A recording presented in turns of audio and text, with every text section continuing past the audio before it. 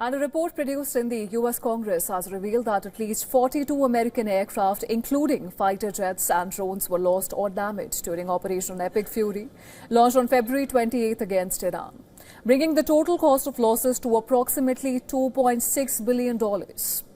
Now, the report, prepared for Congress using information from the Pentagon, U.S. Central Command and defense media outlets, was shared by the Congressional Research Service, which provides policy and legal analysis to the U.S. Congress and its committees. According to the report, the reported loss and damage include 4 F-15E Strike Eagle fighter jets, 1 F-35A Lightning fighter aircraft, 1 A-10 Thunderbolt ground attack aircraft, 7 KC-135 Stratotanker aerial refueling aircraft, 1 E-3 Sentry AWACS aircraft, 2 MC-130J Commando special operations aircraft, 1 H-860W Jolly Green helicopter, 24 MQ-9 Reaper drones, and 1 MQ-4C Triton drone. The report further stated that the number of aircraft damaged or destroyed could still change and remain subject to revision due to multiple factors, which may include classification, ongoing combat activity, and attribution.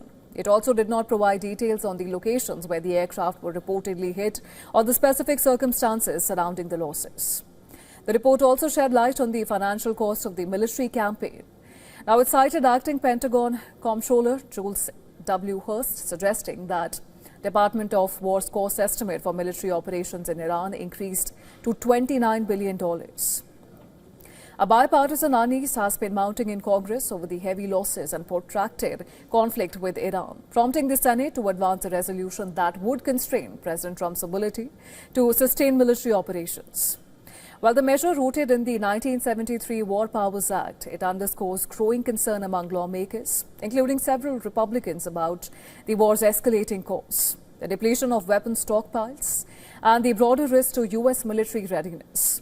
Though its prospects in the Republican-controlled House and any chance of overriding a likely presidential veto, they remain doubtful. The effort marks a rare congressional challenge to Trump's war policy. Now, on the other hand, Iranian Foreign Minister Abbas Araghchi has taken a jibe at the revelations made at the U.S. congressional hearing. In a post on X, Araghchi said that U.S. Congress acknowledged the loss of dozens of aircraft worth billions of dollars.